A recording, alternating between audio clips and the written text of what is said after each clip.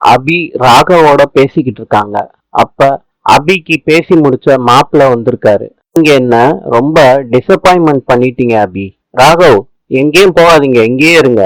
நான் உங்களுக்காண்டி காஸ்ட்லியான gift வாங்கிட்டு வந்திருக்கேன்னு ரோஸ அபி கிட்ட கொடுக்குறாரு. ரோஸ திறந்து காட்டுறாரு அபி கிட்ட. இதுல ஒரு ரிங் ஒண்ணு இருக்கு. அபியோட கடைக்கு அவங்களோட வருங்கால ஹஸ்பண்ட் பிரியாணி எடுத்துட்டு வந்திருக்காங்க. அப்ப ராகவும் உட்கார்ந்துகிட்டு இருக்காங்க. அப்ப சாப்பிடுங்க ராகவ், சாப்பிடுங்க அபி, சாப்பிட்டுட்டு எப்படி இருக்குன்னு சொல்லுங்க அப்படின்னு கேக்குறாங்க. அபி சொல்றாங்க சூப்பரா இருக்குன்னு. ராகவ் கிட்ட அபி சொல்றாங்க எனக்காண்டி செஞ்சு கொடுத்து விட்டுருக்காங்க, நல்லா இருக்குன்னு ராகவ் சொல்றாரு. இப்ப ராகவோட மனசாட்சி வந்துருது. ராகவ்னு கூப்பிடுது.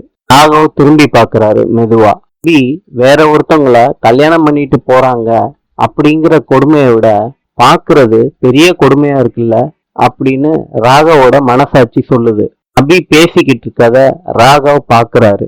இன்று ஜப்பானின் தலைநகரம் டோக்கியோ. நாளை சந்திப்போம்.